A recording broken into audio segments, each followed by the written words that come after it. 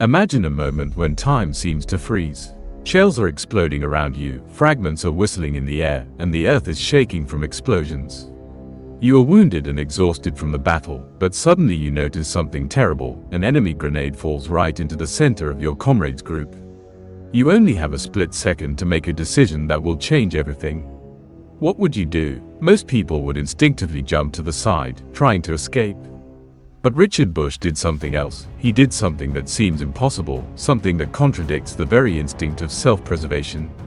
This man, already bleeding from his wounds, did not hesitate for a moment, rushed at the grenade, covering it with his body. He knew what would happen next. He understood the cost of his action, but it didn't stop him.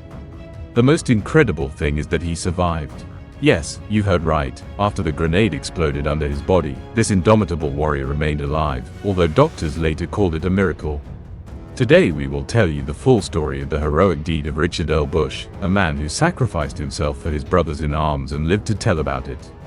The spring of 1945 in the Pacific Ocean was a time of fierce battles.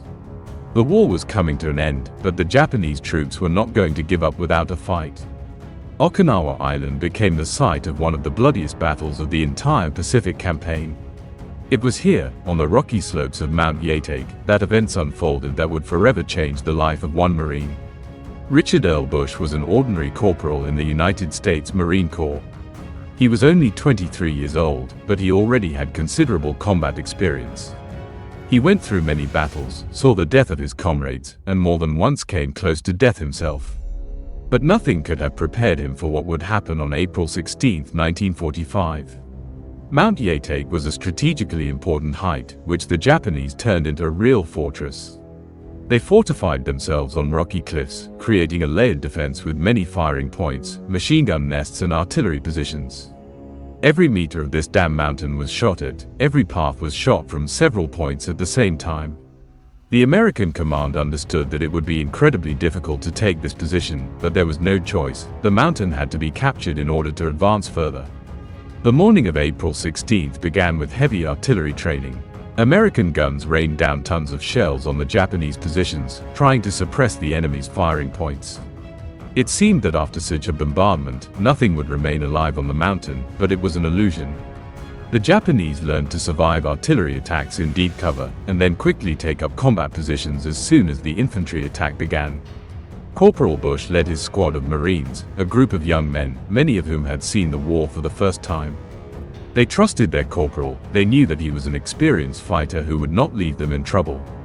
When the signal to attack sounded, Bush was the first to rise from his hiding place and lead his men forward.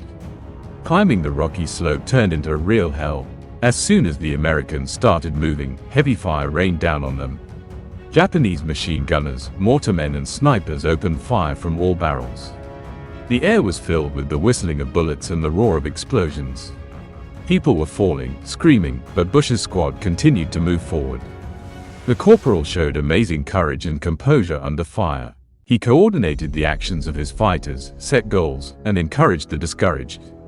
His presence inspired other Marines, forced them to overcome their fear and continue the attack. Step by step, meter by meter, the squad advanced to the top, breaking through the enemy's inner line of defense.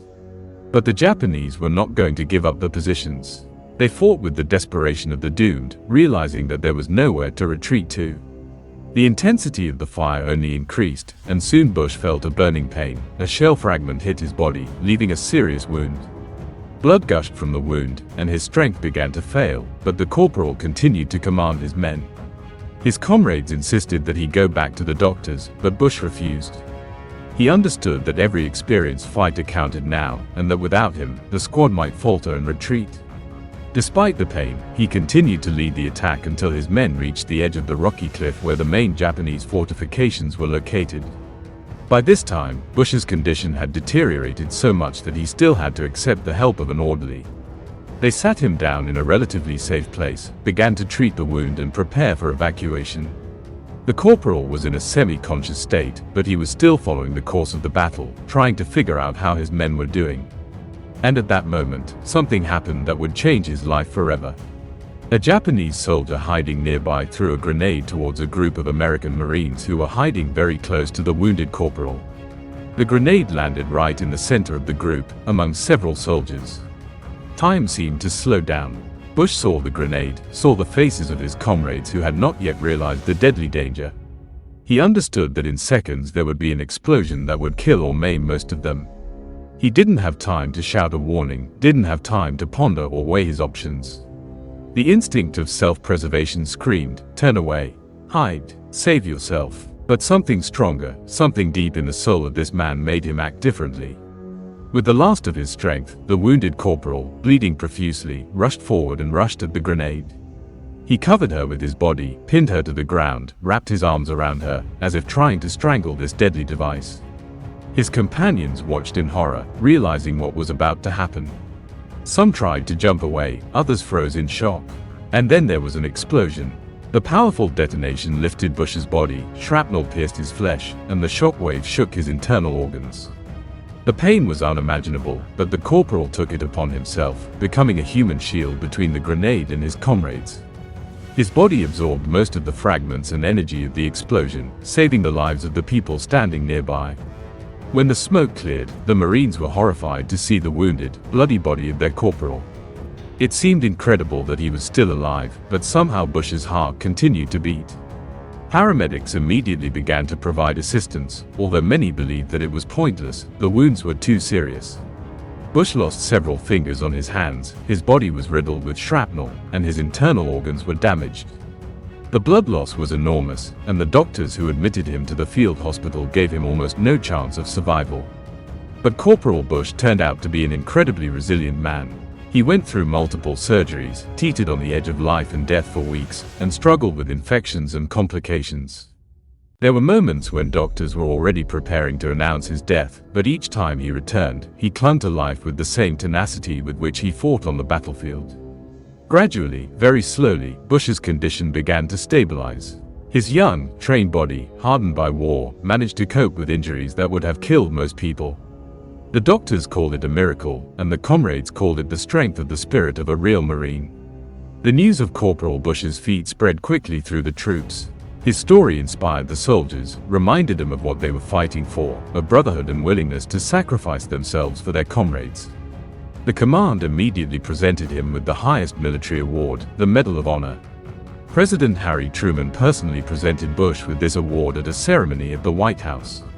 It was one of the most emotional moments, when a young Marine, who had not yet fully recovered from his wounds, stood in front of the president and listened to a description of his feat. In the award list it was written, "For outstanding bravery and bravery, shown at the risk of his own life, above the duty of service." But these official words could not convey the true scale of what Bush had done. He didn't just risk his life, he deliberately sacrificed it, having virtually no chance of survival. The comrades whose lives he saved will never forget this moment. Many of them later said that they were living not one, but two lives, their own and the one that Bush had given them. Some visited him for years after the war, kept in touch, and named their children after him. Richard Bush himself has always been modest about his feat.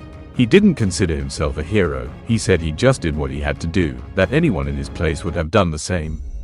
But it was a modesty characteristic of real heroes. Those who perform the greatest feats rarely consider them something special. After the war, Bush returned to civilian life, but the wounds, both physical and mental, remained with him forever. He suffered from chronic pain, the effects of wounds, and memories of the war. But he never complained, did not consider himself a victim, and continued to live a full life. Richard Earl Bush lived a long life after the war, carrying the memory of that terrible day in Okinawa. He saw how his comrades were building families, raising children, living a fulfilling life, and he knew that this was his gift to them. Every smile of their children, every achievement, every happy moment of their lives, all this was made possible by those few seconds when he made the most important decision of his life. He died on June 7, 2004 at the age of 79.